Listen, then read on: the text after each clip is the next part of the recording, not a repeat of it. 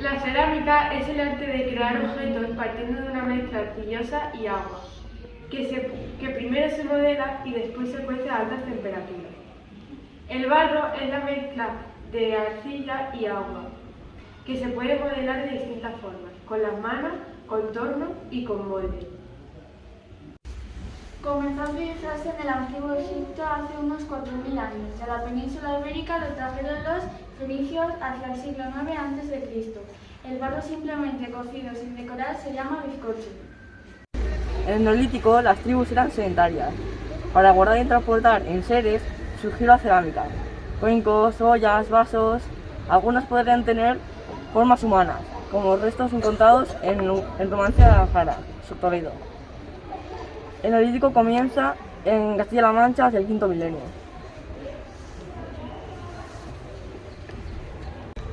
Calcolítico. Empieza en Castilla-La Mancha en el año 2500 a.C. Esta cerámica se llama cerámica campaniforme. Tiene forma de campana invertida. La cerámica campaniforme de Cienpozuelas es una de las más bellas y lujosas. No sé si se ve. La edad del bronce. Suele ser cerámica fundidas brillantes como si fueran metálicas. Las piezas son muy variadas. Muy interesantes son los pitoi o los recipientes empleados para enterrar los huesos de los difuntos. La decoración puede ser técnica cisa o técnica grafiada. En nuestra provincia encontramos un yacimiento en la casa de Carpio en Belvís de la Jara. La Edad de Hierro. Son tribus guerreras que se dedicarán a la ganadería y a la agricultura y practicarán la incineración funeraria y la colocación de cenizas del cadáver en urnas cinerarias. Las urnas cinerarias se entierran en hoyos, dando lugar a la cultura de campos de urnas. Concretamente, las tribus celtas que poblaron fueron los carpetanos y betones en Toledo. Antes de ser conquistada la península por los romanos, nos llegaba a ella desde Roma, por medio del comercio, la llamada cerámica campaniense. Venía de la región de Campania, al sur de Italia. Era una cerámica delicada de mesa, platos, tazas, jarras, copas, etc., bañadas en un barniz negro brillante. Los íberos crearon talleres para copiarlas, antes de ser conquistados por los romanos.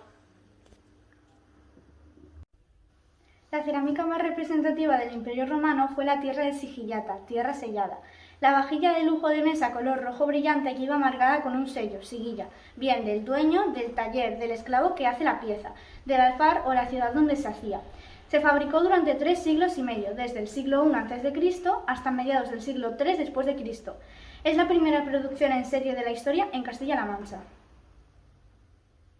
Se fabricaron en las ciudades y villas romanas más importantes, como Segóbriga, Valeria y Ercabica, de Cuenca, Carranque y Saucedo, de Toledo, y Vivisosa, de Albacete. La cerámica para la cocina, como los morteros, cuencos, cazuelas, etc.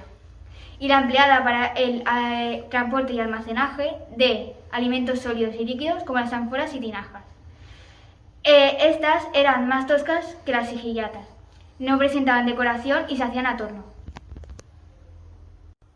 Los romanos también aplicaron la cerámica para la iluminación, lucernas y para la arquitectura. Fijas, unas tejas, antefijas, lo que se pone delante de las tejas, y túbil, que son ladrillos cilíndricos, etc. En época romana apareció Calvinus, alfarero de Terra, sigillata hispana, que tenía taller en Talavera.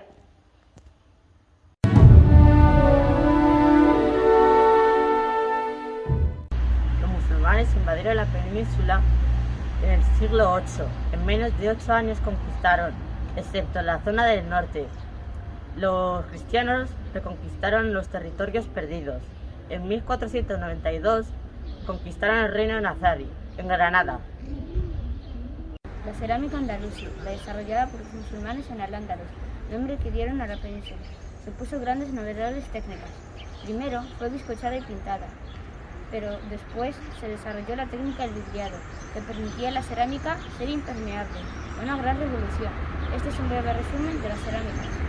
La cerámica vidriada es un trozo de barro, una vez cocida, se le añade un líquido transparente brillante llamado bedrio, que lo deja impermeable.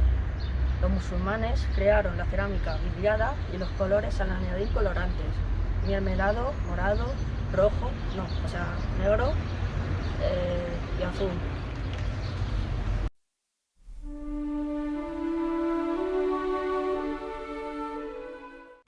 La cerámica de cuerda seca es una cerámica vidriada en la que primero se hacen a pincel los dibujos con un líquido negro compuesto de grasa y manganeso, que es un mineral, y después se rellena el dibujo con esmaltes de diferentes colores.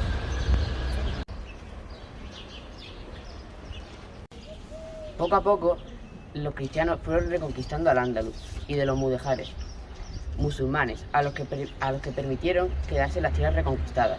Aprendieron todas sus técnicas.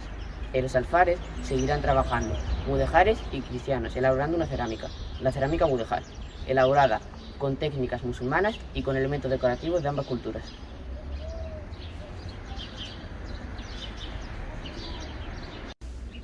La cerámica esmaltada es aquella que va bañada en un líquido blanco, no transparente sino opaco, llamado esmalte, obtenido al añadir estaño al vedrío. Por eso se llama esmalte estanífero. Un digno oponente. Nuestra batalla será legendaria.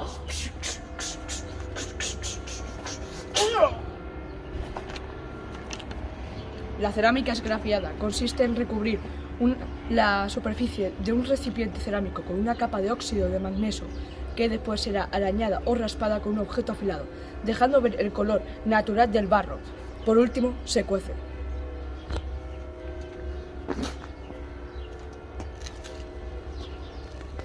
La cerámica de reflejo dorado es una cerámica vidriada que ha de cocerse 3 veces. Primero se cuece la piedra de barro sin decorar, después se añade el esmalte blanco y se le decora por arriba con el azul cobalto. Después se le cuece por segunda vez, se le añade el color dorado, una mezcla de cobre, plata y vinagre, y se le cuece por tercera vez. Es la cerámica más complicada y costosa.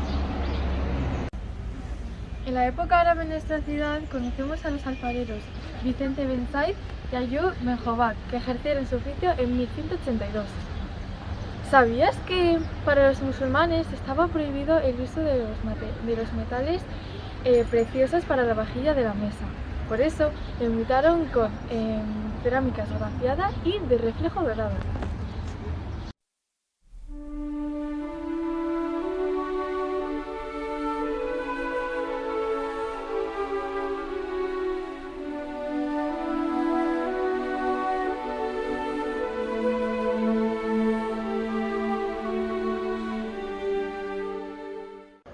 Durante los siglos XVI, XVII y principios del XVIII, Talavera la Reina se convirtió en el principal centro alfarero de España y sus obras se hicieron famosas por su gran calidad, dentro y fuera de ella, llegando hasta América. El rey Felipe II, gran amante del arte, contrató a Juan Flores, artista flamenco belga, que había aprendido una nueva técnica cerámica italiana y le ordenó instalarse en Talavera para hacer toda la cerámica necesaria para decorar sus palacios. De Madrid, Aranjuez, Segovia y Toledo. Además de todos los encargos reales, Talavera también contó con los de la nobleza y la iglesia, por lo que Talavera se hizo sinónimo de cerámica.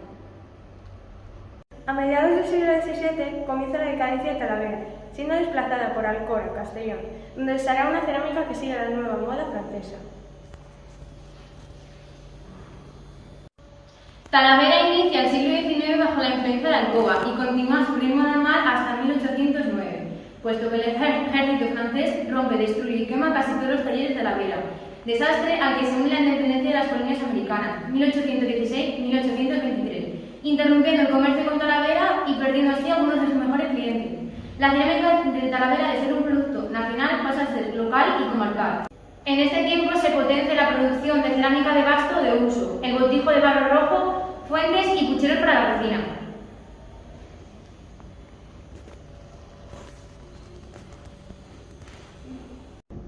La falta de alfareros, horneros, torneros y pintores se convirtió en uno de los principales problemas en Talavera. Esta falta de personal cualificado repercute en la calidad técnica y decorativa de las piezas y las hace más populares. Juan Niveiro, en 1849, trae personal valenciano. Lo mismo hace Gabriel Hernán y Martín, esposo de Romualda Martínez Rodríguez, la menora, que en 1860 marcha a Manises y Valencia a buscar oficiales.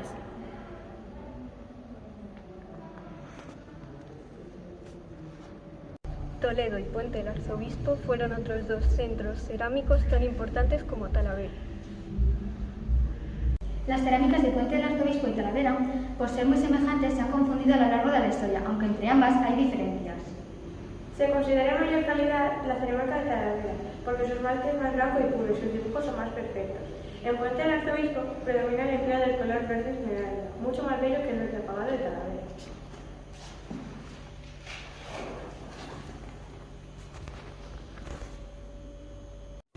Ahora os voy a contar la leyenda del cuenco del diablo. Consistía en un cuenco para servir al vino. Al ceramista le habían pedido que en el borde, lo más arriba posible, pintara un diablo, y en el fondo el anagrama JHS, Jesús, hombre salvador. La gente creó una historia curiosa sobre este cuenco.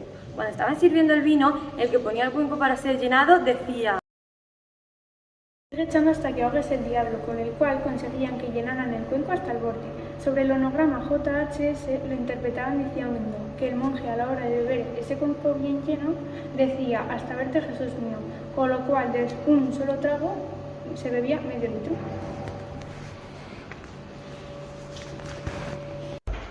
Todo cambió cuando apareció el ceramista cordobés Enrique Guijo en 1907 por Talavera, cautivando a Platón Páramo y a Ruiz de Luna por las piezas que cuece en los hornos del Carmen, imitando las antiguas piezas de safaris talaveranos.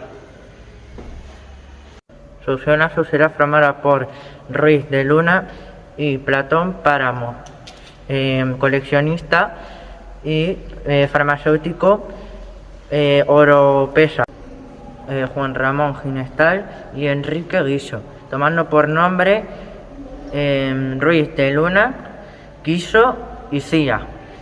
Inició su andadura el 8 de septiembre de 1908. Ese día se abría, cocido ya, el primer horno de la fábrica Nuestra Señora del Prado. Ese día comenzó el renacimiento de la cerámica en Talavera. La fábrica estuvo abierta hasta el 1 de abril de 1961. El 20 de mayo de 2002 se pone en funcionamiento la Asociación Provincial de Artesanía y Cerámica con el fin de promover actividades de todo tipo en torno a la artesanía y a la cerámica y defender los intereses de los artesanos. Uno de sus miembros preside la Fundación Betonia y forma parte de la Confederación Nacional de la Cerámica y el Vidrio, de la Asociación Española de Ciudades de la Cerámica y de la Organización Nacional de Artesanos de España, así como de Fracamán. A continuación, unos versos del poeta talaverano Jiménez de Castro. Oficio noble y bizarro, entre todos el primer, pues, oficio del barro. Dios fue el primer alfarero y el hombre el primer cacharro. En 2019 la UNESCO declaró Patrimonio Cultural Inmaterial la fabricación de cerámica de Talavera de la Reina y Puente del Arzobispo.